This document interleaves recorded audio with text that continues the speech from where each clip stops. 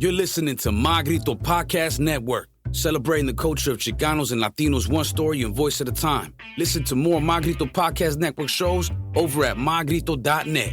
Connect on social, on Instagram and Facebook at My Grito, the My Grito Podcast Network.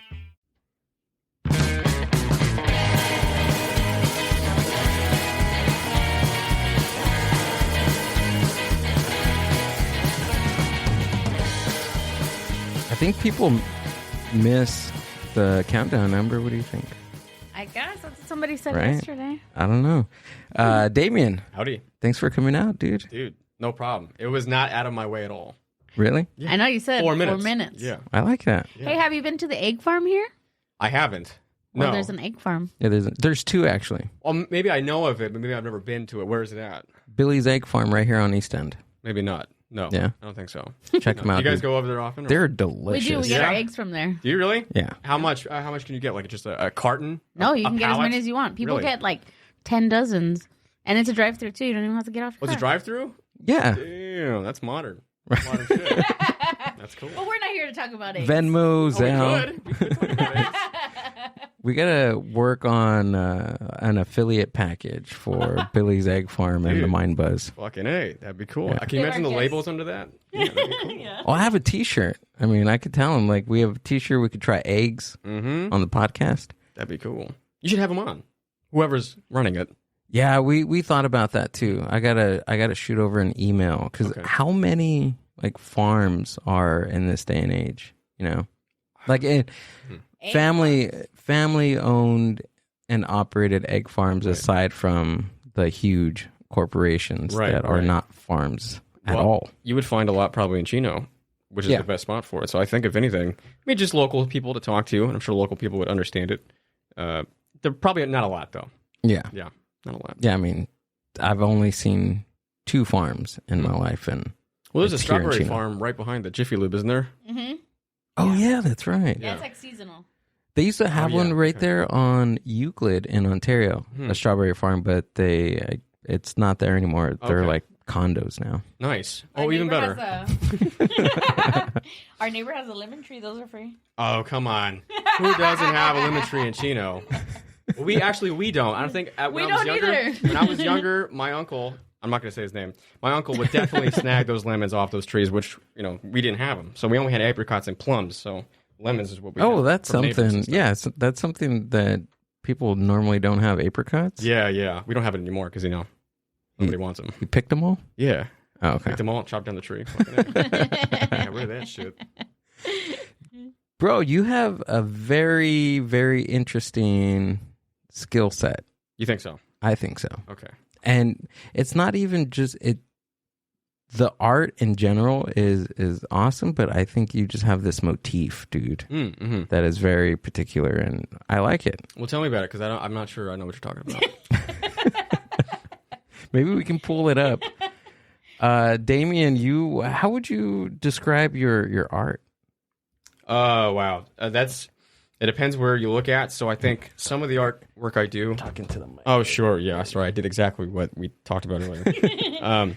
It's always black and white with some red tints in it. It's very dark. It could be very, people say it's usually for shock culture. I don't agree with that. I think it's just things I have or enjoy making. Shock culture? Sure. Like, a shock value, do things to make people upset or uncomfortable intentionally. I don't do that. I don't think I do. I don't really have a way to describe my work without a. Wow. Yeah, I really don't have no idea. Yeah, see, that's the latest piece I just I like did. that. It's called Insecure Boy. It's going to be at this Pancakes and Booze convention at Catch One in Los Angeles, the 29th of this month. But yeah, I don't know how to describe it. It's just a lot, trauma, sure. Visually stimulating. I don't know how else to go about that. But it's so detailed too. Yeah. What mediums do you use? What do you? So that one specifically, along with other large pieces, is always Micron Pen on Newsprint. Wow. So I've always heard from teachers that newsprint is not going to hold well. What is that? It's just really thin paper. Oh, it's garbage. And then the ink holds well, and you gotta. Yeah, for the moment it holds well, and you have to have some sort of white paper underneath it so it can really stand out. But that's usually what I use. Everything is Micron Pen usually. Wow. Yeah. So those are caricatures I do. stuff for like the band Oathiel, and that's my buddy Shane.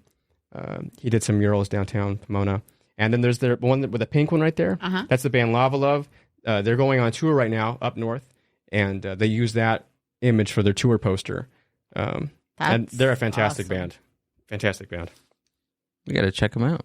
Absolutely. You did that one for the ECMO podcast, right? Yeah, I did that. Okay. Yeah, that was for fun. I made Joel look like what's his name? Fucking who made Space Oddity or Space Odyssey? Stanley Kubrick? Kubrick? Maybe that's not who I'm thinking about. I don't know. Never mind. Coppola? Something like that. Oh, okay. I just want to give him big eyebrows, big beard. Yeah. That looks awesome, dude. Thank you. How long have you been doing this style for? Oh, man. Such a long time. Yeah? After I graduated high school, I didn't want to... I was just trying to figure out my basis of what I was trying to do. So it was painting, it was Micron Pen, it was sketches, it was comic books, it was caricatures, political. I think maybe since 2017, I've been doing things like that. Look at that Pabst Blue Ribbon one, dude. Yeah. Yes. Yeah. So I did that design, that specific design. Did you submit this? So I tried. Uh-huh. Every year, I've been following Pabst because they've had this beer can contest, Right. You get like $10,000 or some shit like that.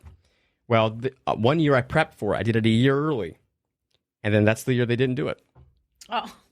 So I didn't get shit. In fact, they didn't even repost it. They reposted the one I didn't like, which is like the fish one next to it. Really? Yeah. Oh, this one? Yeah. They knew why they didn't post the other one because it's too good. I was going to say that. I was like, it's too good. So you submitted the middle one. Well, I couldn't even them. submit it. Like, I just posted it and tagged them because they didn't have the competition. Oh, okay. What about the following year? Did you try to submit? That would be this year. Oh. And they haven't done it again. Oh, really? Yeah. What? Oh. Yeah. I wonder why. Too I don't many know, I'm livid about submissions, maybe? I doubt that. Yeah? Yeah, I mean, maybe they still want to give out more money. I mean, they had this weird... they invested in, like, this hotel, like, they made Pabst design, and, like, they made a song with some other artist, which I thought was garbage. But that's what they did instead of the beer can contest, so... Yeah, how many businesses are doing something like this for independent artists? What do you mean? Oh, you mean like submissions open for... calls? Yeah, open calls.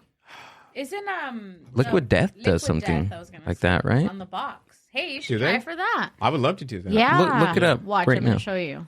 Yeah. Because I think De La Deso did one 2 or 3 years ago. And it made it on their... Yeah, on their box. Really? I'd love to see that. We're all getting you. Let's enroll you in all Please. competitions. Yeah. I try to look for them all the time. I don't know where to find them. Let's see. Liquid Death. Anytime I go to a bar and they offer me Liquid Boxer? Death, I say no. Why? Because I don't want to pay for water. That's true. Are you? Let me ask you this. This is a hot take. Is it? Is there different taste in water? Do you think? Or is it all just water? If we're talking about the spectrum of water in general, I think Dasani is low tier. I can taste the chemical and the salt in that shit. Arrowhead has a weird flavor. I have Arrowhead right here. I don't like it. I'm just drinking it because it's water. I think my favorite brand by far, and this I might get some shit for this, is Stater Brothers brand water. Oh, okay. Yeah. I like just Stater fair. brand. It just has like it just tastes like water to me. Okay. Fair enough. Yeah. Liquid Death. What do we got? See, these are the artists that have submitted. I don't know when they do it. I was about to say, is it like a contest or like they just submit it and like, oh, we'll just use this? I guess that's what we need to see. Yeah, I'll have to look that up myself. Yeah, but see all of these. So this is the bottom of the box. They're all done by different artists. Wow. I've never seen these designs though. Oh, so it's in the bottom of the box. The bottom of the box. This is Yeah. the part that nobody sees. These are limited cases, though. Oh, are they? Yeah. So They it's don't- not like they're made in mass production as they're Right. They're all limited. But the other day that we went to the supermarket, I grabbed a box and it had the design at the bottom. So I don't know how far or how long they've done it. Because nobody comes to Chino to purchase Liquid Death cases. I think we're the only ones at Stater We're paying Brothers. for water. Yeah. Are paying for water, right. Yeah. But it's delicious water.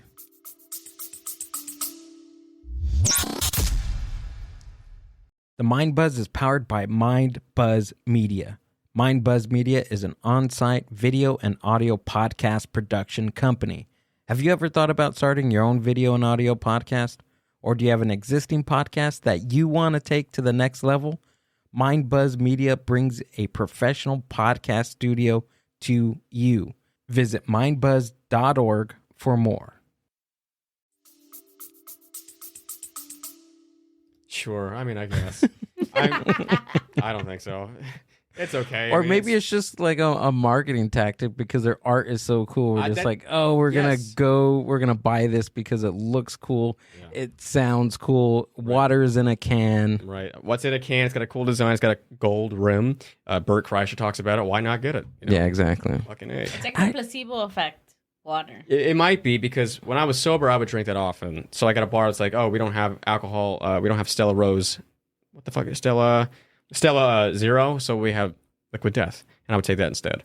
And it's like, oh, I got something bubbly that I can hold around other drinkers. I think that's the only good use for that. It does feel like that because I don't drink either, and the times we've gone to shows and things, I kind of want to hold something in my hand. Yeah, and the Liquid Death is like. It's a can. That. It's a can. It's a tall can. Yeah, I don't feel that lame. Yeah, right. Definitely. Exactly. You feel like you're in the group. Yeah. You can cheers everybody. Yeah, exactly. That's what you want. The sparkling water is good too. You guys, okay? So you don't drink. Do you drink? Yeah. Okay. Do you know bars around Chino? The only thing I know about was it Limericks? Limericks is cool. I'm gonna give my hideout. No, you don't have to say you're close by. Just kidding. You already did. I have. Damn it. Bleachers. Where's that at? Right there on Riverside Drive. Okay. Bleachers, sports bar. Mm-hmm.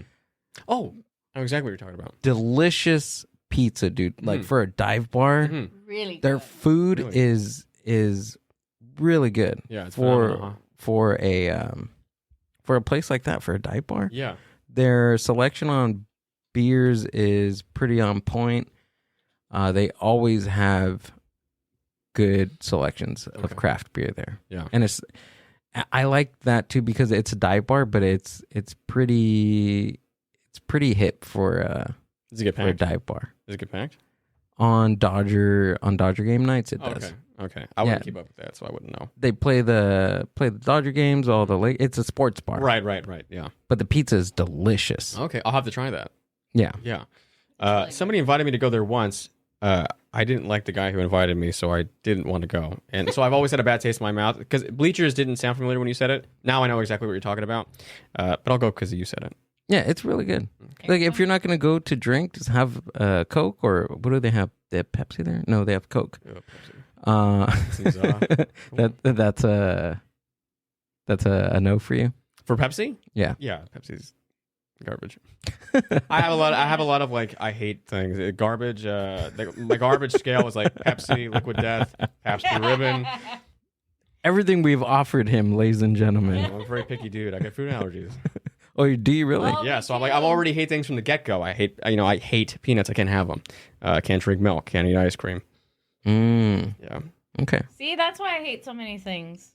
Now I get it. Yeah. I have food allergies too. Mm-hmm. Oh, do you? I do. What are you allergic to? Apples. Are you really? Squash. What? Latex. Wow. Super specific. It's raw sporadic. Carrots. Raw carrot? Okay, I understand that. It's like a weird tingling in your throat? Yep. Yeah. I have that sometimes with avocado. Oh. Yeah. It's like all the healthy shit. It's weird. Yeah, it's because I would assume it's because of the pesticides. That's what I'm thinking. And the vaccines. Is that what it is? Why can't I be allergic to like cheeseburgers or chips or something? Yeah, I guess you're right. We should work on that. We should. Potato. Yeah. Maybe. Something I can get away from, you know? Yeah. Not fucking apples. Right. Come Sweet on. tarts. Sure. But on the same point, they put apples in everything. Do they? Yeah. Besides apple cider and apple cider vinegar and apple pie. It's Sweden. It's a Oh, really? sweetening agent. Okay. Like for a lot of vegan products, like they put apples in a lot of things. Really? A lot of products, yeah. Okay. I didn't know that. Yeah. Yeah, like instead of using like refined sugars or things like that, they do applesauce.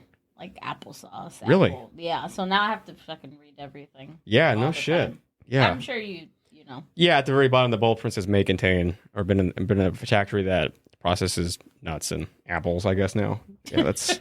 So that's Google crazy. this. It's usually they call it the top 5 for allergens. It's like peanuts. It's just look it up. I know. Dairy, shellfish. Oh, I'm very lactose.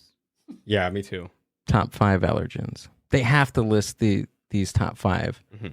There's other ones that they don't. There we go. Yeah, Milk, peanuts, shellfish, wheat, and soy. Yeah, wheat and soy are very high in tolerances.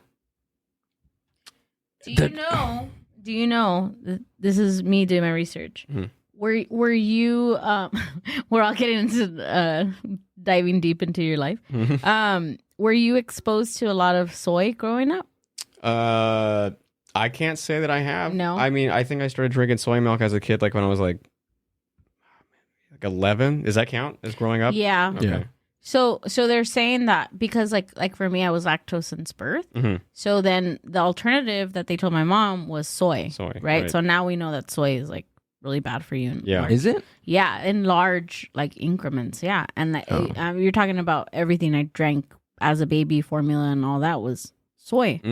So they're linking like a high influx of soy to food allergies. Yeah. Okay. That makes sense. But what exactly makes that your allergen then after that? So it's like some kind of enzyme that our body like the influx of soy kind of like deteriorated like some like enzyme in your body that's not letting you like break down certain enzymes in foods. Yeah. So it's weird. like not catching it and then it's like danger. Yeah. You know, so it's not breaking it down. It's just kind of putting it through your body. Right. I guess that's exactly what an allergy is. So fucking it just does it to itself. I am super fucking confused. How does soy do that though? Is it just the enzyme in soy? Maybe it's just the thing itself. Soy is just bad. Maybe it's just bad. Where does it come from? It's from a bean, right? Soybean? Yeah. I would assume so. Yeah. Yeah, but it like fucks with like your levels, like especially like for women, like estrogen, and then even like for men, testosterone and all that. It fucks with you. I remember the early 2000s. They were saying like they're connecting like soy products with homosexuality. Really? Yeah. Was it a high correlation? It was a high correlation. Really? Yeah. I remember I think I was in like a business class in college, and like my typing professor, like she made a comment because she knew I was vegan back then, and she just made this weird. I can't remember what it is, but I remember she made like a I don't know if she was like against homosexuality or something, but she made a comment about me and the way I walk with eating soy. Like the way he's walking, he's gonna go to hell later. Something like that, dude. It was just I was so flabbergasted of why she would say something like that to me. Yeah. Well, you said early 2000s. Is it what you said? It was like the late 2010s, maybe. Okay. Like 2012, something like that. Okay. Being against homosexuality was pretty popular back then. Was it? Yeah. It was, huh? Well, yeah, because 2008 was the initial voting thing for same-sex marriage that happened in 2008. Obama administration. Yeah, you remember that when it was like no 2008 no hate. I don't remember that. Those signs. It's way too young, but I mean that sounds familiar. Right? Can we look it up? Should we? I don't know. Should we go down that rabbit hole? Soy and homosexuality. No, look soy sounds like a gay word. I'm telling you.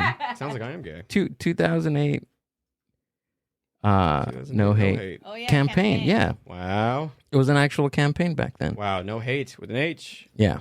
I'm sorry, with an 8. Number 8. That's right. I do remember that. Yeah, you see, I'm not crazy. Those look funny. I do remember that. 2008. Is that Ricky Martin? Who is that? On that side, right there, the middle. Oh yeah, Who's I think it is. Was homosexuality only about like white people? It was only in white people. Wow, no shit. People of color weren't gay. I guess not. Oh, there's one. Gay is the new black. You got fucking Ludacris with his duct tape on his mouth. Oh, it is There you go. ludicrous. That's ludicrous? No, it's not. No, it's not. I was like, yeah, it is. But yeah, she made this weird comment about me and the soy products that I ate and just the way I walked. I can't remember. It's gonna come. It's gonna come to me. How did you walk? I don't know. Like then that was the question. I was like, "Is it the way I walk? What are you talking about, dude? I mean, come on." That's interesting. Yeah, she was. I don't know. I don't know if she liked me or didn't like me, but it was just a weird dynamic We'll I never had be able to know. with my keyboard teacher, with the keyboard teacher too. Yeah, that's odd. They're outdated. Yeah. I think one time because I walked into her class and I reeked of marijuana. Mm-hmm. So she knew you were gay. She made the correlation of the way I walked, marijuana use, and being vegan. I think maybe it was just the being vegan thing. Right. That she that she thought. But she was like, oh, like I walked into class. I'm like super freaking, I'm stoned out of my mind. I sit down. She walks past me because she's helping another student. And she asked, she was like, Gilbert, you did something a little bit extra today, didn't you? And I just looked at her. I was just like, sure, wow. I guess. Yeah. A typical high response. Yeah, I guess. Yeah. Well, maybe. I don't know. Are we turning in stuff right now, or are you interrogating me? Oh, no. Like, what's the deal right here, Miss G? That was her name, Miss G. Oh, I see. Got it. Yeah, so I don't know. She was just, teachers were wild back then. I'm pretty sure like she wouldn't be able to handle students now. Yeah, probably not. No. Because everyone would have been gay in her class. I know. Or at least thought they were. Yeah, or vegan. She would have came out as gay, probably. Yeah, you know what? I think that's what it was too. Maybe she was just like super uncomfortable with herself. Is that what you're saying? With herself, yeah. Maybe. That she had to single me out. And I wasn't even homosexual. I know, that's the biggest thing. That was the bad thing. Like, I could agree maybe if I was a tad bit. A tad bit? Just a little bit? On the weekend? Just a little bit, but no, dude. I don't know. Yeah, teachers were and are wild. They don't get better. Through time, they increase with intensity of wild shit as the time does. What about art teachers? Like, do you have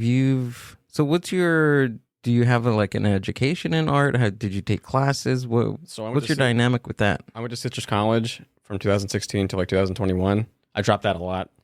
I have an AA in visual arts, and I have a transfer and I think another AA in studio arts. So I'm at Costa Fullerton. I'm trying to be an art history teacher, and I have a long ways to go. I had a lot of cool art teachers. I had a crush on my first one in college. We keep in close contact, sort of. Unfortunately, she's married. Oh. But those mean nothing. All my art teachers have been very, very cool. Yeah, and they weren't wild at all. Like, you know, they're very open people. They're artists, so like they're very like flamboyant and open and expressive and like what's the word? Critical thinkers. So, yeah. So art history, that's pretty So interesting. My main focus would be that if I was an art teacher and I had to choose an era of which I got to teach, it would be probably German Expressionism. So the Neue Zeitlichkeit movement, Käthe Kollwitz and Max Ernst, Otto Dix, people like that. It's just a very cool era of just German art, and it also goes into film, like the Cabinet of Dr. Caligari. Very cool stuff. And it's like everything that German Expressionism does, or has done, has influenced the whole world of artists today in terms of like the emo, goth, I guess independent artists, like Tim Burton's art, all based off of German Expressionism. Oh yeah, like the way that the buildings are made, the shadows that are casted, the black and gray coloring, it's all German Expressionism. That's interesting. How'd you come across that? Is it just a observation? So I have an interest in German culture, and the more research you do, you connect things, and you do find out that, you know, Tim Burton had a strong influence on that shit. And even if you didn't read about that, you could definitely see it. If you look at the sets that were made for the film The Cabinet of Dr. Caligari, it's exactly the same thing he would do when it's like a Frankenweenie. Can you look that up? I've never, and that's a film that he. Yeah, you'll notice some of the. What is it called? The Cabinet of Dr. Caligari. Oh, there we go. The first one. And this is a film he did, or well, no, it's just the influences are evident. Oh, right? okay. So if you go on images and it also Metropolis. So like look at the way he. You can see, I he see copied those things. Yeah, like sure. even some of his actors, they have these like these sunken, sunken eyes. Frank and Weenie. What other ones? His wife, or the one that was married to him, the Corpse Bride. Corpse Bride, sure. Jack Skeleton. Yeah. All those folks. Gotcha. Okay. Yeah. And then there's also Metropolis, which is a huge German film back in the day. Also the same sort of like imagery and setup.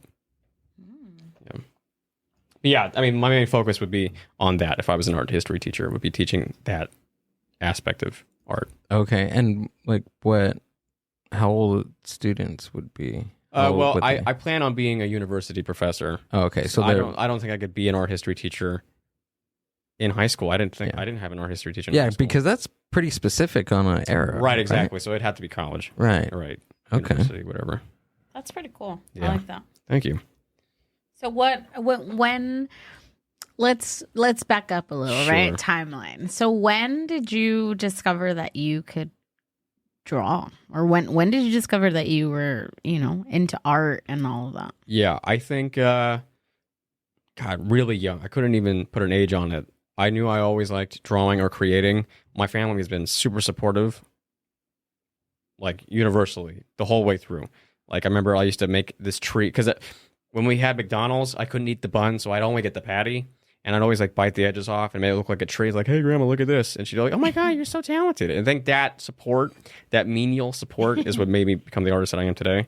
Made me think, oh, I am creative, and then I just kind of stuck with that. So I think since the beginning of memory, really. Yeah, I don't think I actually got good as an artist until maybe after high school. I've done some really cool things while I was in high school and before that, but I think my skill has really honed itself after I graduated. What do you think that? Just looking back, looking at the old works I used to do, I know that the school I went to, the School of Arts and Enterprise in Pomona, I had to audition. And so what that means is you go to the administration, you show them your work, and they have to accept you. Well, I thought it was a big deal. I threw them my comic books that I made when I was really young, and looking back at those things, they're fucking terrible. They're gross. Like, they're so bad. Yeah. And that's what got me in. I was like, maybe I am a really good artist. But knowing that whole process of being accepted into that school was kind of bullshit, because artists would get accepted all the time and weren't good at all, and they didn't get better. And I think it reflection to look back and see that my work was not at all good, or even on a direction of progress. It was just sort of like mapping out what I could do with certain material. It wasn't until I had time to actually work on it that I actually got better. That's pretty difficult to do, to look at your artwork and determine whether you're good enough. Mm-hmm. Well, not good enough. I don't think I've ever admitted that. I don't think I ever will. But like, because you're a podcaster, your first episode, do you think it was as good as the one you had last? Absolutely not. No. Okay. Well, it's like looking back, it's always easy to critique yourself, especially in the moment. But looking back at something and be like, okay, obviously I've improved a hell of a lot. Oh, yeah. Even if you don't think you have initially or like intentionally, like it's just there. The progress is evident. Gotcha. Okay. So it's just like looking at it at a different lens. Right. The better lens. The better lens. Yeah, absolutely. Okay. Yeah. Yeah. I think I've always done art that made me feel always drawing things I want to draw. It doesn't have to be like a specific person or a portrait or alignment. It's just a collage of whatever I want. It's always been a collage.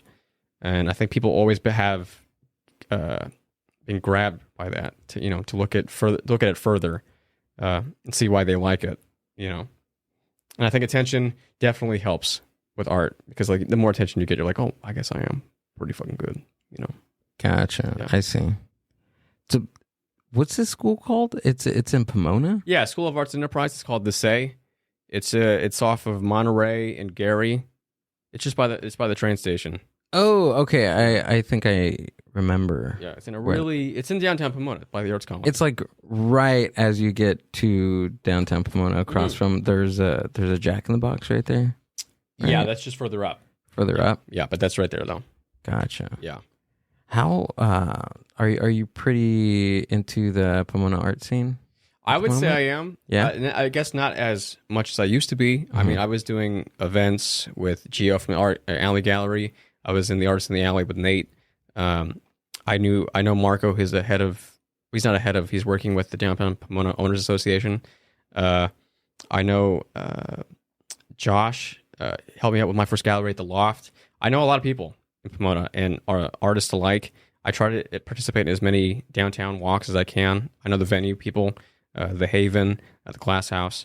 the bars, of course. I would say I'm pretty heavily in the Pomona art scene. Has it changed like in the past, in recent times? Like has more art No, Pomona has its peaks and valleys. Doesn't it gets a lot of hype and then it goes down. It's just the people around, like, they just lose the interest, or it's like the community just isn't fully there. They're there for a short time, not a long time. Only some artists that I know who stay in Pomona are much older and still doing art. It's like they're almost forgotten about in a way, because some people are like, oh yeah, I remember his art, but that's as far as it goes. There's no money to be had there. The galleries there are very cool, but like there's not a lot of people going to them. There's one really big gallery called the DAW. Okay, that's right by the DBA. It's ran by this woman named Margaret, and it always has a huge space for a lot of great artists, but the reach is just isn't there. And I actually have quite a problem with that place anyway, because they won't have my work there. And I don't know how many times I've tried. Since high school I've tried. It frustrates me. And I would hope to help in some way get people to come over there, but I feel like Pomona sometimes is sort of a dead zone for the arts in general. Do you think it's because of why is that? Why is it? I'm pretty sure there's other artists that happens to, right? Absolutely. Because I know Mario was telling me about, he was experiencing that too. I mean, some of his stuff is more like, some of it, he was telling me like some pieces he has are like more, there's some nudity, there's some suggestion of sex or drugs. Sure. Maybe psychedelic feel or with cannabis, and like some of his pieces will work better like at like a cannabis store, or right now I know the last time him and I talked, like he was doing a lot of burlesque shows. So I think it's just like finding where your art fits in, right? Yeah, it's a tough spot, because galleries are gonna have rules. Sometimes you can't put certain things in there. And I think that's fine. I think rules help an artist grow, because they're being limited, so they have to work with what they have. But I think that when every gallery in the place has those rules, no artist can do anything. I mean, they can, but like it's really limited, and there's no growth like at all. Now the galleries I mentioned before, the artists in the alley and the alley gallery, they don't have any rules as long as you bring enough pieces and you're on time and stuff like that. But they don't get a lot of viewage. Alley gallery is very popular. It's not right in the center, but it takes up a lot of attention. And they have this thing called the 31 Flavors, where people get like on panels that cover the whole city, or I mean the whole block, and it's just paintings from every artist. It's very cool. It takes up it makes it like a rainbow of sorts on 2nd Street. And still, it could be a dead zone. It's hard for an artist to survive in downtown Pomona. They really do have to start off there and go somewhere else. Like, I think every time I have a solo show in Pomona, I always think, I got to go to LA. This isn't helping. I know the people here love the stuff I have, and they get tired of coming back to the same shit if there isn't anything new. Yeah. But like, beating a dead horse, you got to get out of it. Yeah, it's a pretty good starting point, and then from there it's a great artist community. Yeah. A lot of people love the stuff. It doesn't get anywhere though. But what do you think needs to change in order for that to kind of? That's hard to say. I wouldn't know. I would. Or what would you want to see change? Well, I would like to see a lot of people have interest in the community, in the arts colony. And it's not to say that there isn't at all, but like it's just, I feel like the people who go to see these events, like downtown, the art walks, Second Saturday, a lot of people come down for those things. But that's where it stops. I mean, those galleries are still open for those times, and they don't have a lot of good work all the time, or work in general in the galleries. And I really have no idea. I have no idea. You have to talk to somebody else who's more involved with that. Maybe like one of the gallery owners, perhaps. Yeah. All I know is, and that's only my own opinion, maybe other people think I'm wrong about that, I feel like I can't get anywhere in Pomona. I love the place. I love the scene. There's nothing else I could do there. Recently, Riverside has been getting a lot of I guess, traction with the artist, and there's a gallery space out there called the East Side Art House that's been housing Never heard of it. How'd you hear about it? A friend of ours, Save the Pandas. He's an artist. He's a muralist. What else does Rick do? He everything. He does it all. Yeah. Painting, everything. So and he's been doing it for a very long time. I think it's Juan Navarro is the gallery owner. He's also a muralist.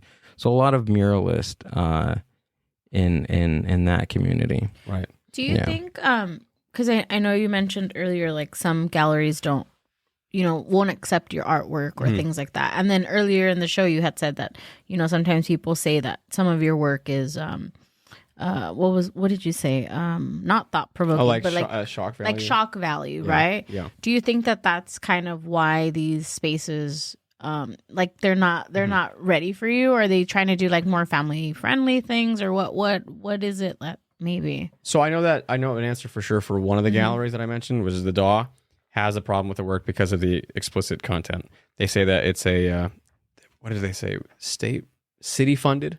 Not sure. So like want to keep things very, PG, whatever. And as much as I want to buy that, which I always try to understand what they're saying when they say that. But I know it's bogus because there's explicitness in all types of art. Not, of course, I'm not going to say every piece, like a painting of a flower is not explicitly offensive. I mean, it could if it had 3 tits on it. Sure. Yeah, absolutely. And I'm sure they would accept that because that'd be sexually open. You'd be accepting of what they think. I know they have depictions of the police or brutality and things like that. Those are very, very hard things to look at, especially given the times we're in.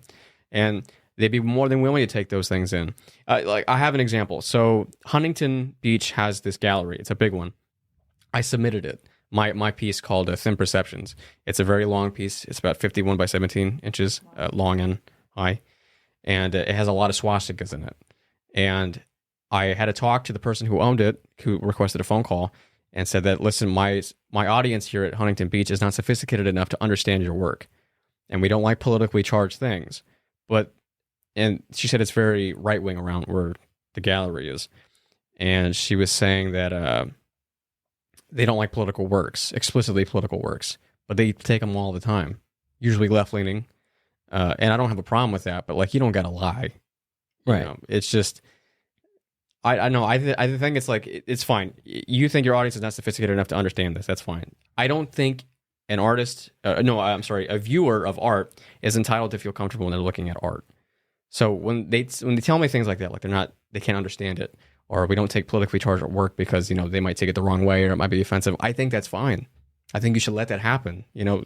Art's supposed to make you feel in every which way. Yeah, they're already censoring what they think and their perception of what someone else is gonna feel or think, and it's kind of like also dumbing them down and saying like, hey, they're not gonna understand it. It needs to be the person viewing and their own kind of perception of what they feel about it. Yeah, they're policing pretty much thought and feelings of the viewer. Right, they're pre-offended on behalf of other people. Right.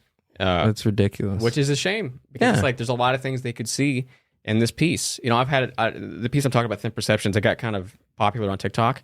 Do you have it on your? It's on my Instagram. Yeah, it's also on TikTok. DeHoyos is also on the thing. A lot of people have different perceptions of it.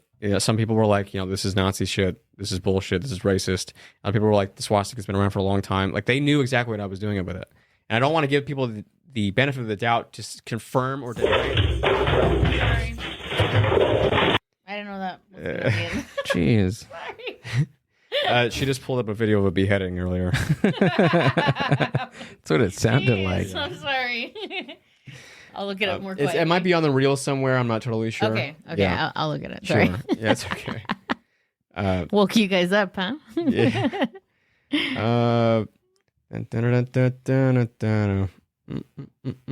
See, there's me and swastikas already. Oh yeah. Yeah. Which I had a fight Instagram for to put back up. Really? Yeah. I mean, I had a post describing my problem with how people see the swastika. You can see whatever way you want. It's understandable. World War II, neo-Nazis today, that's fine. The swastika's had a history long before 1930s. It's had Hindu, Buddhist, Sikh, Japanese, Chinese, Native American, Jewish even, origins. And I feel like people forget that sometimes. When There's some origins in Egypt too. Yeah, it's everywhere. It's literally been everywhere. It's a universal symbol. Yeah, that might be too far back. Yeah, if I can't find it, I'm sorry. No, you're fine. I'll look for it quietly. Okay. Keep it going.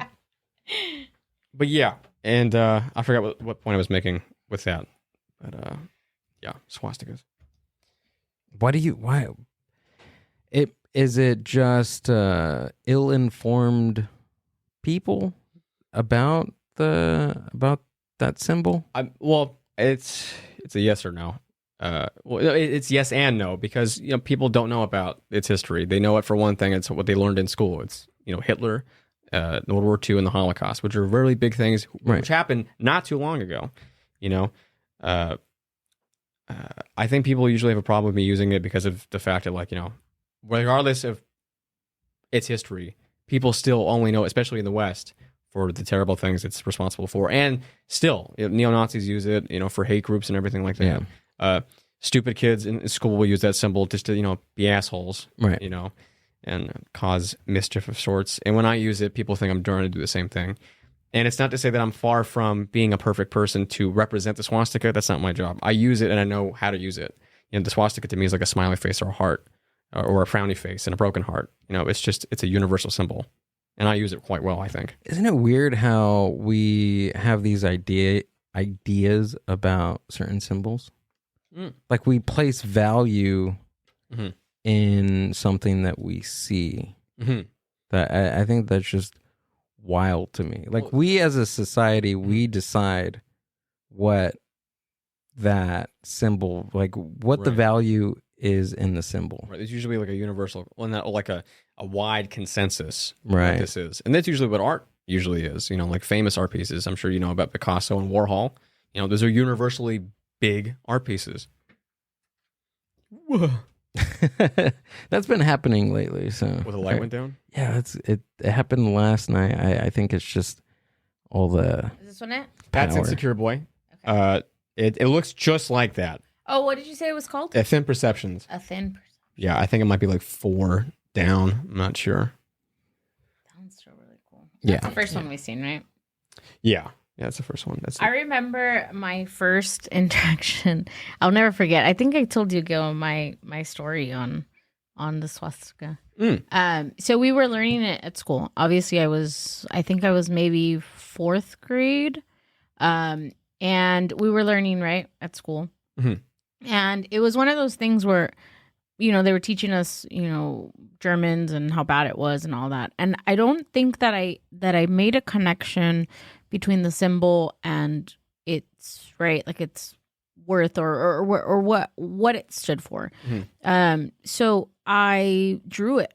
I thought like the lineage was kind of cool. Yeah. Like, you know what I mean? Flows right. So I remember drawing it because I seen it and then I was like, oh, I just want to draw it. Again, there was no intention. There was nothing like, and then I erased it.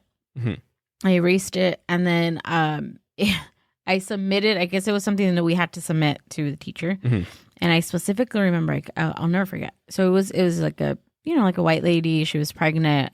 So she calls me in up to her desk and she's like, hey, can I talk to you? And I was like, yeah, sure, And I go up to her desk and she's like, why are you drawing this? And I was like, oh, I'm in 4th grade. I don't know. Like I saw it in the book. You talked about it and I felt like drawing it. Yeah. So she gave me this huge lecture, made me cry, just telling me, was I racist? Was I this? Was I that? Do you know how bad it was? Do you know how many people died because of it? La, la, la, la. Ranted and kind of like, chewed my ass out. 4th grader. She scolded me. Yeah. And after that, I was like, again, I don't condone anything, right? I was in 4th grade. I just wanted to draw it. And I'll never forget that. It's like imprinted in me of how bad it was, right? Because I was told and I was kind of humiliated in front of my class for simply drawing it, right? Because I just wanted shapes and feel how it felt to draw it and all that. And I'll never forget that. And I think I was telling you, Gil, not too long ago about that experience, but yeah, she made me cry. So I never did it ever again. Well, right. I mean, surely hits you over the head with it.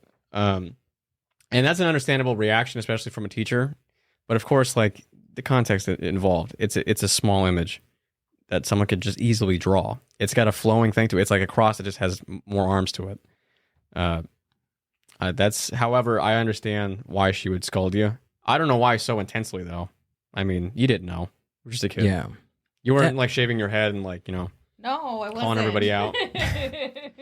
But that's what I'm saying about like the symbols just in general, like throughout the world. Like we give the Star of David like a certain like value to it. We give the cross a certain value to it. Like when they're brands, right? When you think about it, everything is just like it's all brands, dude. It's all logos. Sure, yeah. It's logos. This logo is, for these certain people. Yeah. And those have a different history behind it. Yeah. I want you to search, can you look up swastika like in history? Sure. Let me It just blows my mind how we as humans give these weird little things that are not reality, well, like value. Yeah, that is a weird way to look at it, and probably the best way to look at it. Like, why do we put so much value on these things that are just little blots that look like something that represent? Well, it's because probably the representation of it. The representation, right? Yeah. So if you want to look up something specific, in Finland, the Air Force used a swastika before World War One or during World War One. It was a blue swastika, and it had like wings on it, and that was, of course, halted after World War II. In Finland, there we go. Yeah, it's a blue or gold swastika. It has some wings on it. Can you go back? Because I wanted to read what the Zoroastrian. Threw you off. Can you go back? more. Yeah. The first time you searched it. There we go. In the Zoroastrian religion of Persia, the swastika was a symbol of the revolving sun, infinity, or continuing creation. It is one of the most common symbols on Mesopotamian coins. The icon has been of spiritual significance to Indian religions such as Hinduism, Buddhism, and Jainism. Jainism. I thought it was always Jainism. One of my teachers told me it was Jain. Well, someone told me it was Jain, but maybe he doesn't know what he's talking about. I've always said Jain. I'm still gonna say Jain. I feel like I'm saying Jain, like as I'm Jane. Vagina. Yep. But Jainism. But I get it. I really do. I get it's just one of those things that it didn't come from evil, but it was taken, right? It was branded that way.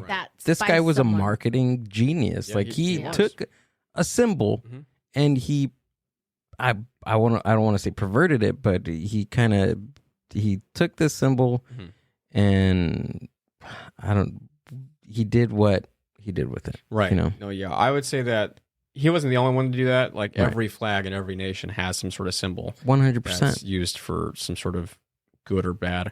I would say that he did pervert it in the aftermath and in hindsight. Of what it stood for before 1932? Exactly.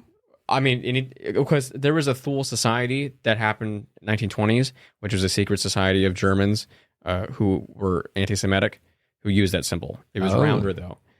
So, like, anytime before that, it was always been a good symbol, a symbol of prosperity and hope and love and flow.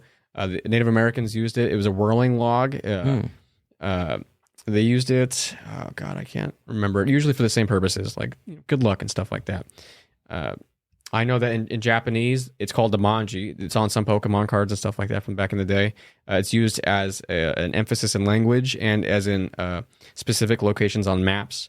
In Chinese, I think it's called Wan, W-A-N. It means 100,000, but really that's a literal interpretation. It's just a great quantity, omnipresence, I think is the message to be put there. The Hindus use it. It's a red swastika that has points on it. It's got 4 dots. It's all over the place, man. It's in architecture. It's in Greeks. It's in Romans. It's used as the wind. There's ancient synagogues who have the symbol in the walls. It's a lot of stuff. I read this all in a book by T.K. Nagagaki. I think it's called The Buddhist Swastika and Hitler's Crooked Cross. I'm not sure what the title is, but yeah, it's a good book. Can you look that up? That's very interesting. I love reading, by the way. Oh, good. Yeah, I like interesting stuff like this. Just look up T.K. Nagagaki. And we got to learn, we got to get that Amazon affiliate link together. Yeah. K-I. Nagagaki. Maybe Oh, another maybe. G? Yeah, maybe. Sorry, I'm the drawer. I'm not a speller. You maybe put symbol or whatever. There we go. Yeah, and then TK. Is it this one? let's see this. Buddhist swastika and Hitler's cross. That's right. Rescuing a symbol. Hey, that's not. It's only $8. Does it have? Do we have it in? Can we hear on Audible? I'm not sure. So what does it? Because I mean we can go back and forth, right? And I can say it's horrible and it did a lot of damage and it did really bad things or whatever, and then we can go back and say, well, it meant nothing, right, before or whatever. But how do you utilize it in your artwork, and why do you utilize it in your artwork? Yeah, that's a good question. I think when I first started seeing the symbol, it was, of course, the same way you guys all did, World War II. You see it as this big, powerful thing. It's got this big red background. It's all uniform. There's this huge army behind it. There's a huge, terrible travesty that follows it. It's just a powerful symbol. And like the way, you just said you drew it in class after you saw it. I mean, it's just easily done. It's just, there's a flow to it, And I think back in the day, I definitely used it as just, drawing swastikas on a book, because I'm being a little shit. 666 upside down crosses and a swastika. But then after just doing the research, it becomes more of an interesting symbol. And knowing that it has such a plethora of meaning, and knowing that other people aren't taking advantage of how useful this symbol is. I mean, useful in some other sort of context. That's it right there. I think it has to be used more often. I think it should be used more often. I'm not going to make people do it, but see, there's quite a lot on there. Oh, whoa. Yeah. And see, me being a kid with white skin and a bald head, I know I'm not bald now. I don't look good being the spokesperson for a swastika.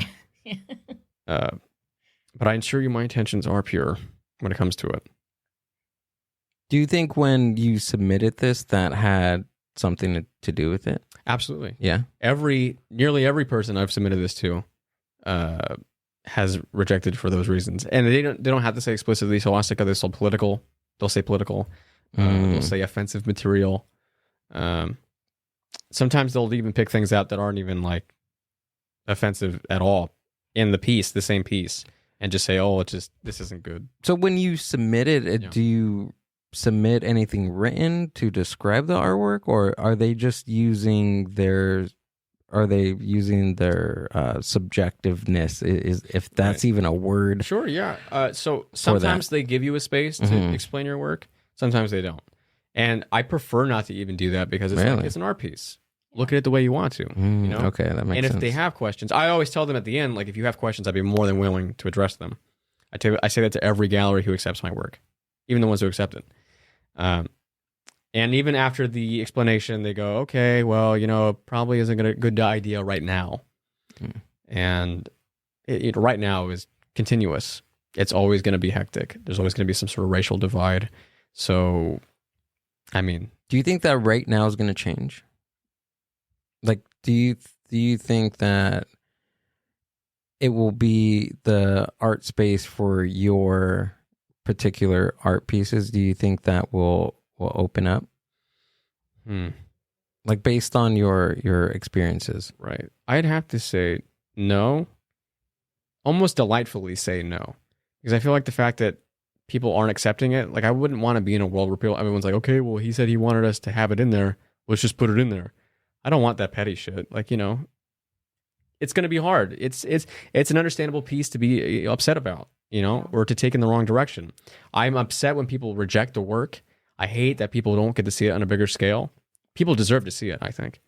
And I'm not making myself some sort of some sort of god who made this piece for people to see. It's a really nice art piece. And see, when I look at it, I don't see it as you condoning, right? Or saying like what that is, or at least in my perspective, Right. I don't see it as you saying, oh, that person did well. Like, you're not condoning it, right? I'm seeing it as it triggers something in me to where all these files of what we've ever learned on that era or whatever, it's coming back, right? And it provokes these thoughts and these things, and then you put them to play with what's happening now and all of that. So it's very thought-provoking. Yeah.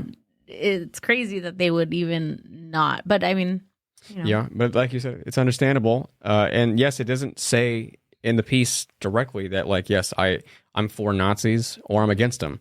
I don't want people to have the satisfaction of knowing what I stand for in general, because I feel like that the illusion's gone.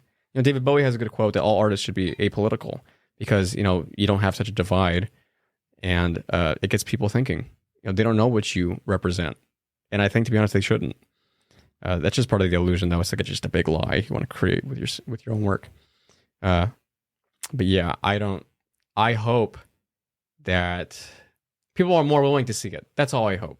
I don't think people should be like, yeah, we'll just accept all of it. There has to be some sort of limitation. I might hate saying that in the future, but Have you gotten anybody that was like pro-Nazism? I know a few. There's not many in California. That's not a shock. I know a few, and they like my work because of it. They're like, they have very fascist ideologies, and fascist in the term of like, because a lot of them are Asian, Hispanic, who like the fascist ideologies of Oswald Mosley and like the Spanish fascists. So like they believe in strong health and being physically fit, sober, conservative, traditional, and they usually like the Nazi shit. So they, like, even if it's not confirmed Nazi stuff, they prefer it because it's like, oh yeah, this looks like the shit they're into. So yes, I know a few of those as well. And I don't think it hurts or helps my cause at all. I mean, as long as they're not flying it on a flag and going to a protest, I'm fine. Right. Yeah. Printing out your artwork and taking it to a rally or something. Sure. I mean, and even if they did, I mean, it's publicity. People would see it. And just like anybody else who has artwork or a message, it will be taken out of context. Like Nietzsche had a big thing about the Übermensch, and Nazis went with that 100% to think that was a racial purity. And what was it? What is that? The Übermensch is, I think, mentioned the first time in Thus Spoke Zarathustra. It's a book of his.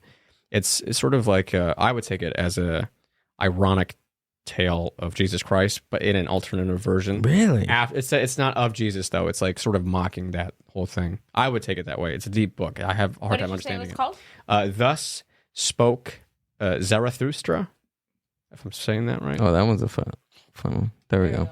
It's about and the belief system that this person is spreading is about the Übermensch, which is someone who's just above the belief and is past the point of God, because to Nietzsche, God is dead at this point. So, yeah. Whoa. Can you keep this tab open? That is interesting. It's a deep book, man. I'm so like in the beginning of it still, because it just takes a long time to like break it down. Check the availability on Audible. I'm an audio nerd, dude. I could tell. I'm an audio nerd, dude. It's Some because people say it's cheating, but I don't think so. No, you're still getting the same information. Exactly. You're driving. You can, you can't I do can that. drive, wash dishes when I want to. I said when I want to. Okay. Okay.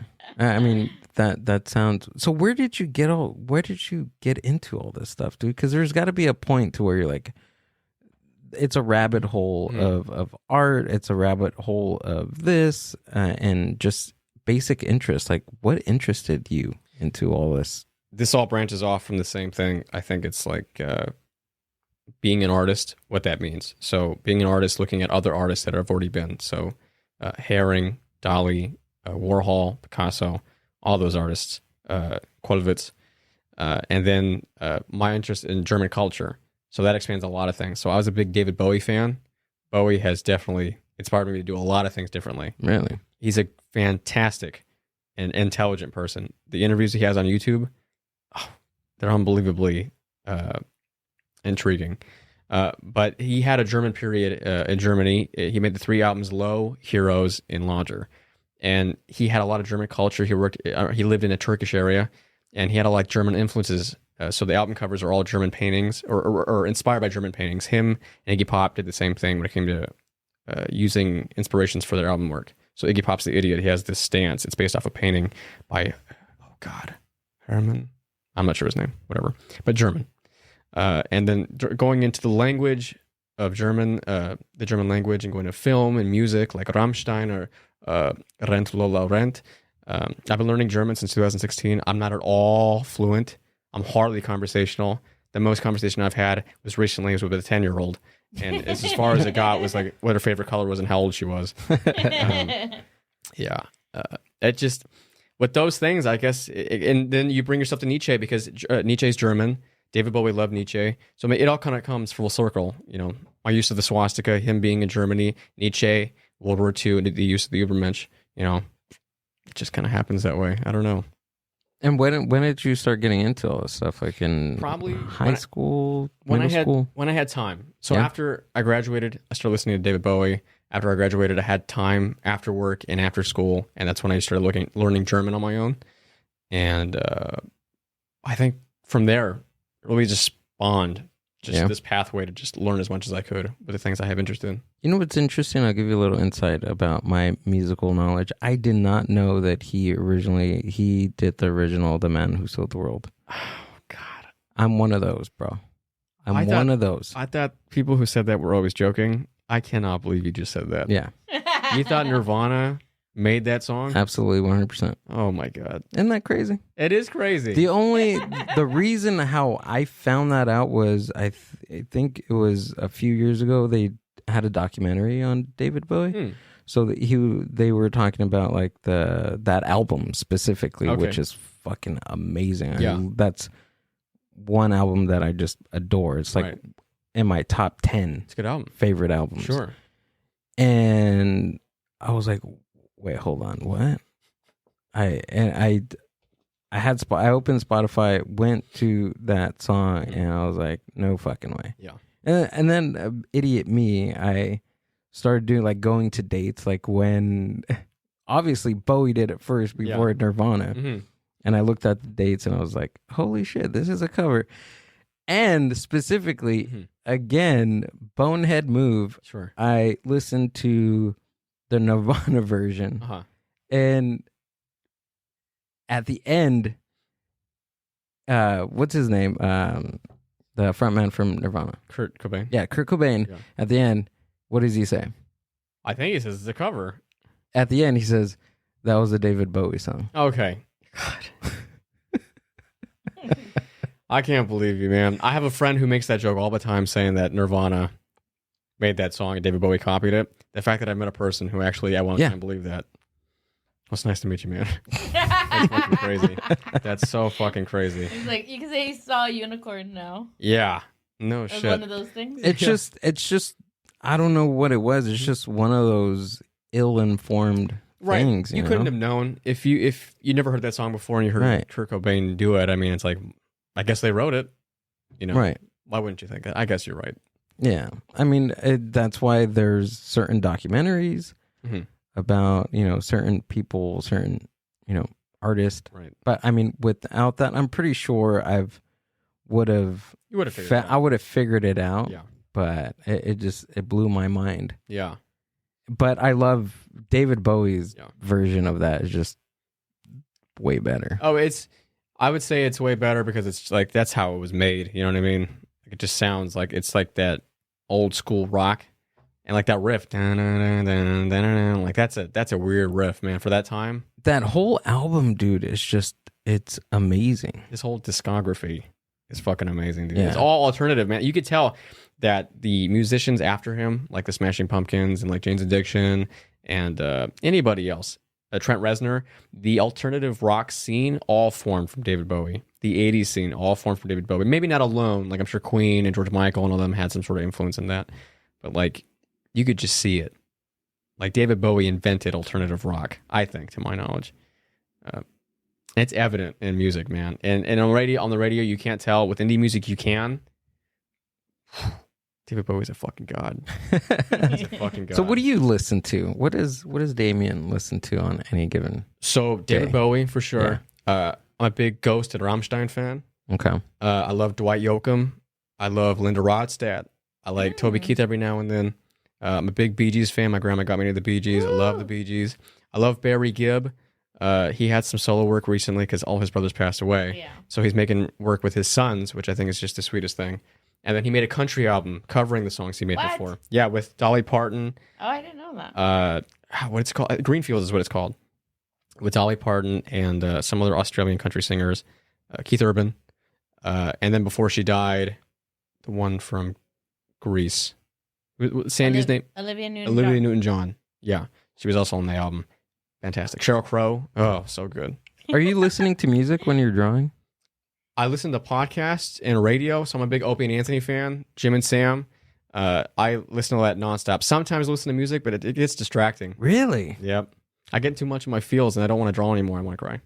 Whoa! I would think the other way around, hearing people talk. It's overwhelming. It's like, okay, what album should I listen to? Because then it puts me in a space to draw something specific to the music. When I listen to radio or podcasts, like it's just talking. So it's the funny. music influences.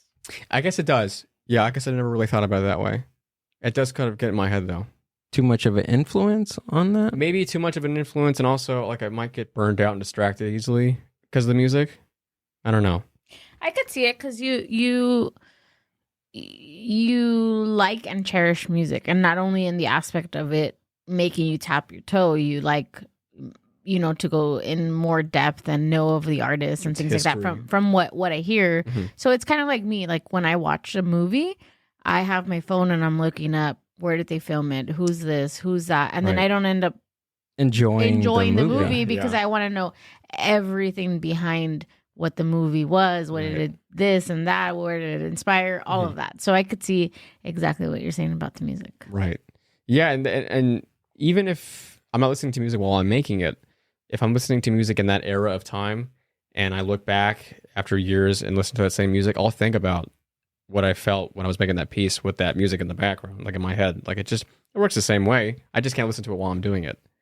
You know, instrumentals are usually pretty good, but still, I prefer to listen to something funny. Maybe you know this. There's an artist that did portraits Mhm. of themselves under different influences, like he was drunk and Yeah. then he did a do you know I know who this is. I don't know. Don't remember his name. he was drunk and he did one on all sorts of cannabis, he did one on cocaine, meth, meth, mescaline, horse tranquilizers, everything. What? LSD, LSD, days. mushrooms. Exactly. Yeah, he was poor, dude. He was a criminal. He was an antisocial dude. So you who? Yeah, can you look that up? I don't remember. I his can't name. remember who it is, but I heard this story and I thought it was super fascinating. Right. Well, his whole story is fascinating because if he didn't do the things he was doing with art, I'm almost positive he would have killed somebody. And I mean somebody else, because I think he did kill somebody. I'm not totally Jesus sure. I'm not sure. Christ, Not didn't sure. I?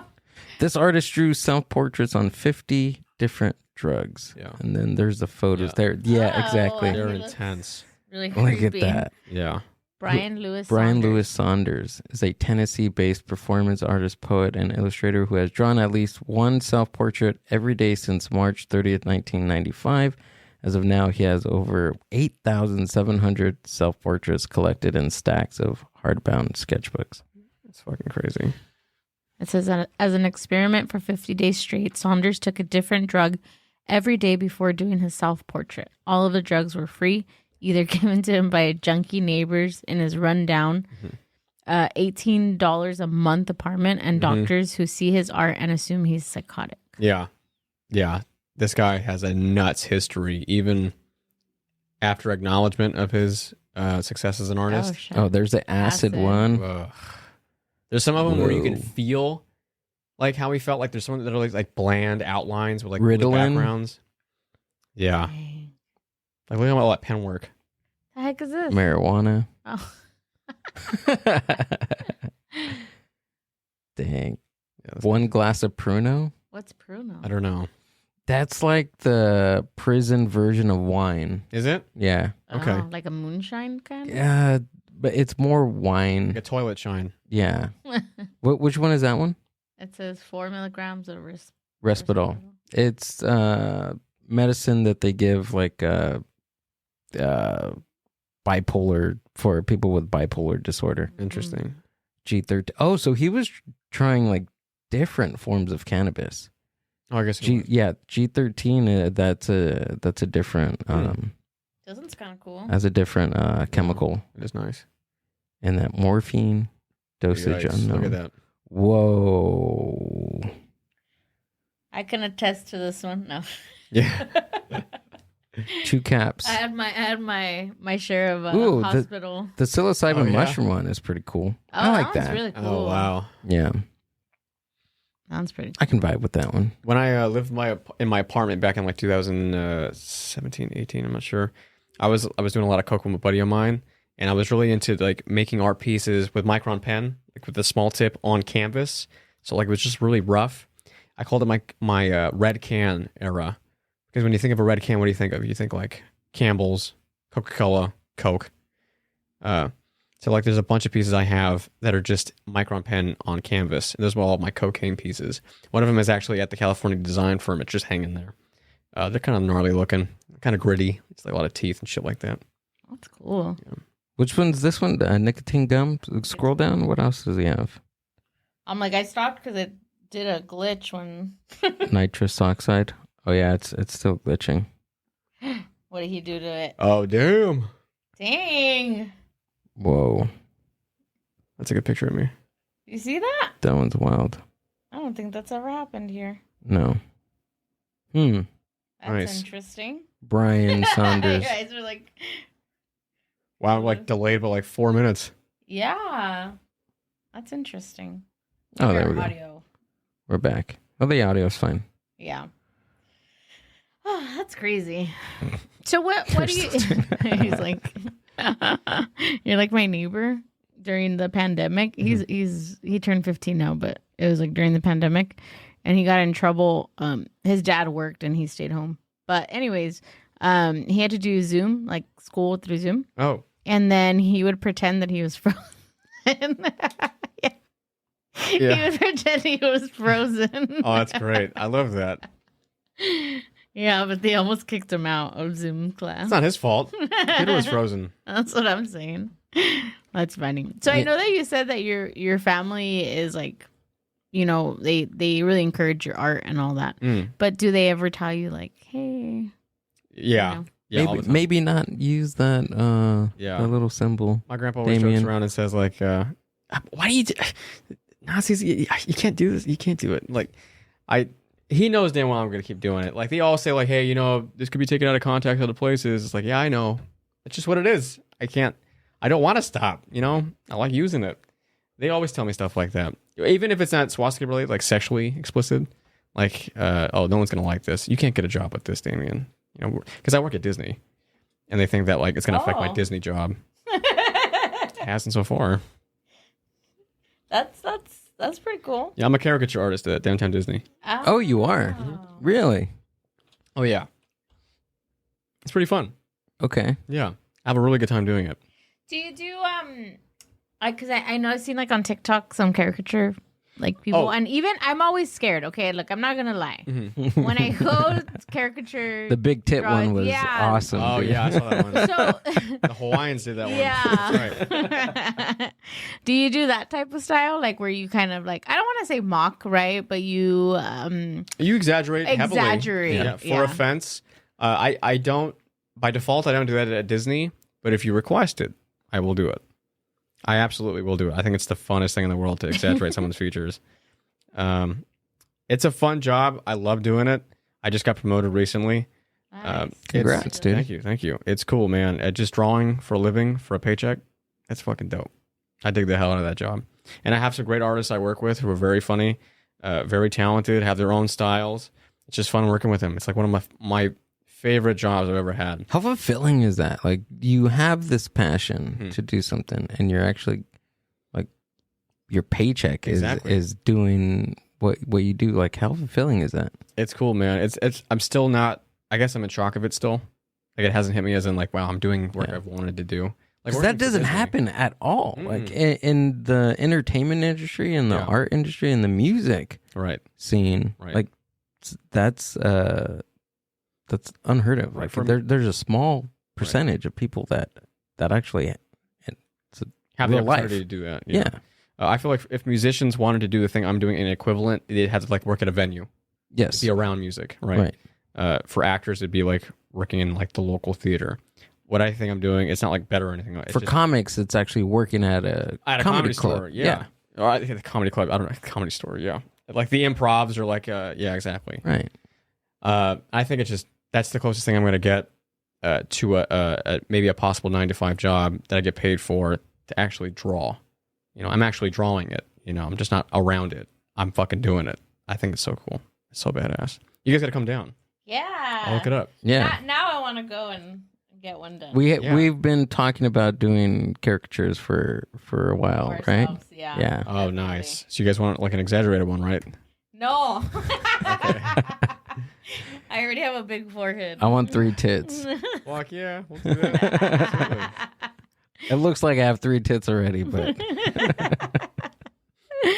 Oh man, that's right, it's something like that. But that's cool, dude. That Thank you. not a lot of people can say that. No, yeah. Right? Yeah. No, not everyone could say they're a caricature artist at Downtown Disney. No.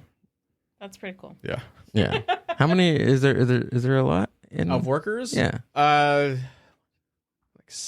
8. At first when you said you worked at Disney, I immediately thought that you're like a Like I a was gonna janitor? say, like an actor or something. Oh, I was no. gonna say, what character are you? Yeah. Oh, no. Honestly. We totally forgot that he was a character. That he- An artist. Yeah. We're like, what store do you work at? Oh, it's Sephora. So I work at the Starbucks. I'm a barista. Exactly. I work just across from it. I see them all the time. That's cool. Oh, so I know where you're at. then. Yeah. You're kind of right towards like where what now it's the Star Wars store, right? No, so I think I'm. Or are you on the other side? I don't know where the Star Wars store is. I'm by the World of Disney store. World it's of just by the Disney. entrance of Got Disney. it. Got it. So you're never Yeah. mind. I retract. It's all right. How long does it take you to do something like that? So for each person, it takes me 8 to 10 minutes to flat. If Jesus not less than, Christ. It's not less than that. Yeah. God. Yeah. Do they like time you like during your interview? We're supposed to be timed. Yeah. That's because that's what Commons Art Shops does. It's timed caricatures for Disney. So, for my chapter of Commons, anyway. So it's 8 to 10 minutes per person. Maybe I think 2 minutes for black and white face, 3 to 5 minutes for black and white body, something like that. And then with color, it's just added on. How much skill goes into that? That it seems like a lot. Well, skill because you have to know how to draw. You have to capture features of what they have, whether it's by template or exact, features. And then coloring in the lines and accurately, and then speed. If I didn't say that already, I mean it is a lot of skill that gets involved with that. You have to know what you're doing. You got to be on top of it. How'd you get into that? Of what caricatures? Yeah. I think it's just fun. Yeah. Like I did political stuff when I was younger. I did like a lot of Trump things, so like exaggerated his face, make it all bigger and stuff like that.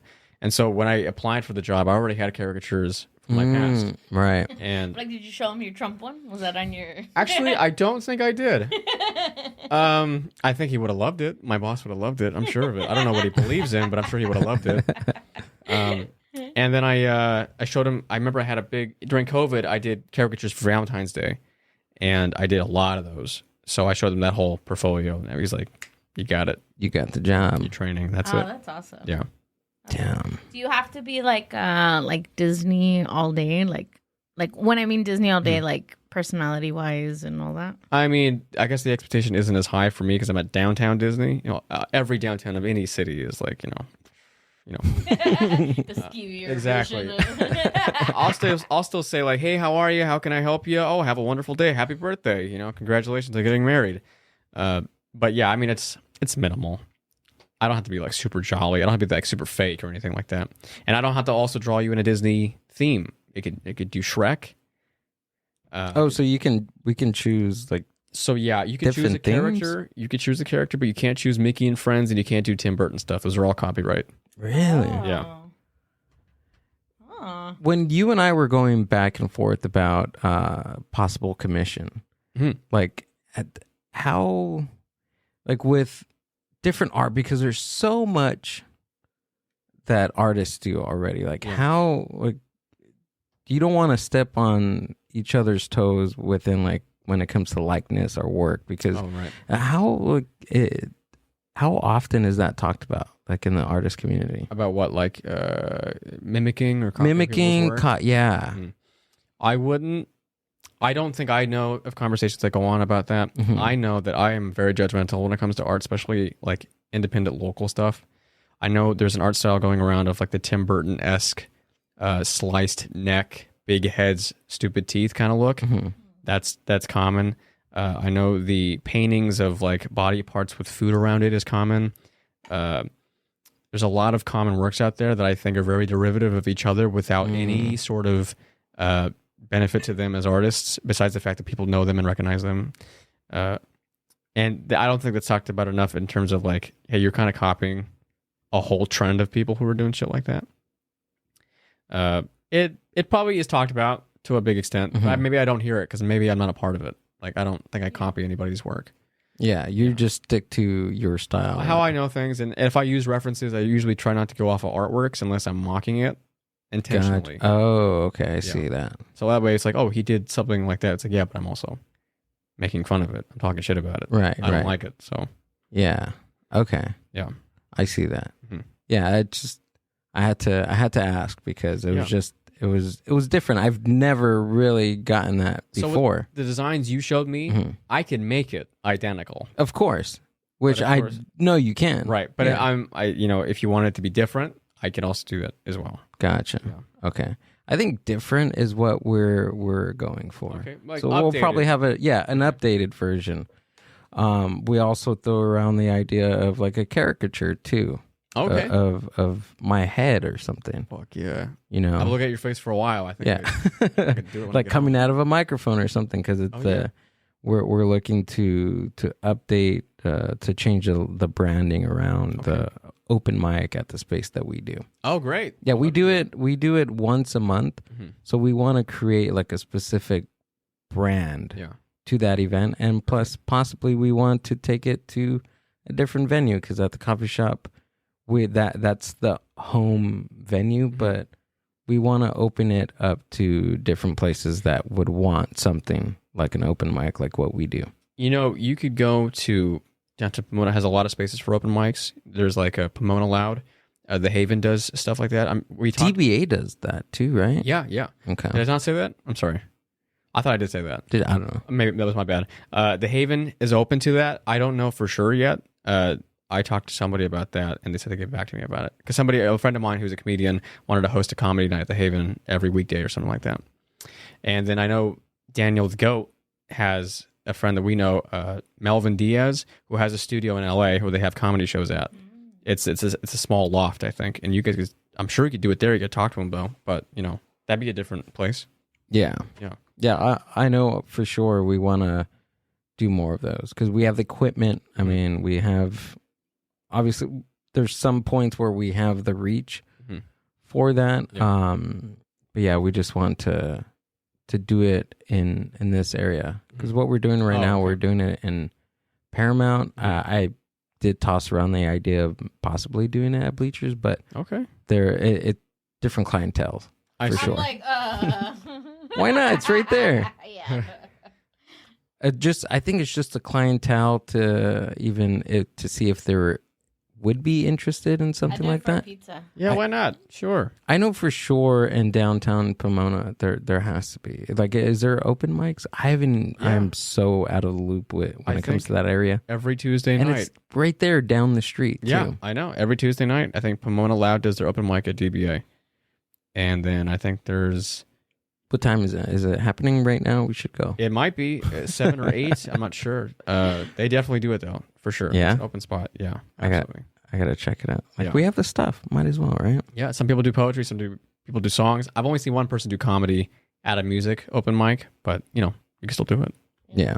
We had someone do. Remember the kid, Fernie? I think his name was Fernie, the one that did live painting. They all. No, remember it was one of our first ones, and his mom asked if he could go and perform and he painted like a few little, Oh, really? little things, and then he would paint, and then he would turn it around, and everyone was like, Oh, that's cool. Yeah, it was cute. How old was he? I don't remember. He was older. He had autism, but he liked like painting and stuff like that. Do you remember Okay. him? So No. okay. Insignificant to me. Hey. Jeez. No, it was good. I remember him. God. It was great. It was a good time. Okay, that guy. What was his name? Frankie? Bernie. Frankie was amazing. He was a good kid. What an asshole. Yeah, I mean, I think just having space for something like that. Okay. Especially, young kids and Sure. and there's not a lot of that, Right. I can't think of really any. right? Yeah. Except for, and what about down like in Chino? Is there something like that? I wouldn't know. I mean, I grew up in Chino, but I was very much in the house. Like, I didn't ever go out and party or like do anything. So, and I moved out like at 19. So I don't know anything to do in Chino besides like fucking Walnut Park. Nothing. It's just a park I know. That's it. So what are you doing when you're not drawing? I think I work on things every day. I have a to-do list I do every day. Are you a musician too, or is it I play just music art? sometimes. Yeah, a guitar, a piano. I try to understand music as much as I can. My brother is a fantastic musician. He plays nearly everything. He's in a couple of bands, The Dying Nothing and Hater Bruda. They're great. They're fantastic, and I can't wait to see them blossom in each direction. He's more musically inclined than I am. He can hear something and pick it up. I have to take time. He can make a solo. He can make a lick. I can't do any of that shit. But yeah, I do play sometimes. I try to work out. I don't have a lot of time to do that. It's been fucking hot. I'm not going to go outside and do that. Other than that, I just make sure I have things done. Commissions, own personal projects, working on music, German, anything I want to know. I just fill up the day with it. So what's in the future for Damien? Like what's your year plan? What's your 5-year plan with your art? Oh, with my art. Yeah. Like what's making it to you, dude? I don't know. I mean, I would be satisfied knowing that I could pay my bills in a home, even if it wasn't a house, with the art I'm making. That would be fine with me. If I had an apartment I could pay for just by drawing, I'd be fine with that. I would love, of course, because I'm an egotistical cunt, if I could just have some renowned legacy. And even if it's not a big one, like just the way that people throw around Keith Haring, the name, or Andy Warhol. Those are kind of actually big, to be honest. But, just people like that. Like, oh, that was an artist. He was a pretty good artist. I would love that. Be in a history book. Being a history teacher. Sure. You know what? I know a college would definitely do that after I was retired, but, that'd be pretty cool. To be able to pay my bills and have some sort of name value. Because that's the difference with different types of artists is name value. So, like, you can have an artist who does abstract work, somebody else who does the same abstract work, but one person you know about because of name value. Name value is cool. I want that. Sure. Damien. Yeah. Thanks for coming out and do the podcast, man. Thanks, man. Appreciate it, dude. So tell us what you got coming up and where we can find you. Sure. Where can I look? Can I look at this one right here? Yeah. Okay. So, on July 29th, I'm going to be at Catch One. It's on Pedro Street. It's a Pancakes and Booze gallery exhibition. I'm going to be bringing my first ever Insecure Boy piece for everyone to see. And I have a show coming up in August in downtown Pomona, and I don't have any other details about that. But, just stay tuned and follow me on DeHoyos on TikTok and on Instagram. And also, if you know me personally, follow me on Glizzy Chasers. We fucking eat glizzies everywhere we possibly can, and we rate them. So follow me on that too. Glizzy Chasers on TikTok. Glizzy Chasers? Yeah. Really? We just heard what a glizzy was like not too long ago. Oh, what? We're old. Dude, We're old. glizzies, get on them, dude. Get on them. Hey, have you had it from Carney's? No, we haven't. I'll put it on the list, though. We recently just went to Pink's. So, Okay. in L.A. And Tail Pup? Tail the Pup. Tail Pup. Tail what? Tail of the Pup. It's in West Hollywood. Okay. Oh, really? Yeah. Okay. We'll It's super definitely go. cool. So that specific location used to be the studio from The Doors. Really? So the restroom inside the restaurant Yeah. is where Jim Morrison did the vocals for LA Woman. Really, that's so fitting because they have a restroom there now, and there's shit. Yeah. Yeah. Wait, hold on. Are you insinuating that about the Doors? Yes, I don't like the Doors. What? They're bad. Jesus Christ. I love how it ended like this. What is it? This is great. But what This is is it? great. Is it just Jim? I don't like their music. I don't you don't like Jim Jim Morrison? No, I don't. Not even a little bit. Really? Not even a little bit. Break on through. No. Nope. Nothing. Nope. The end. Repetitive, really pseudo deep stuff. Okay. What about Ray Manzarek? You don't think he was a good pianist?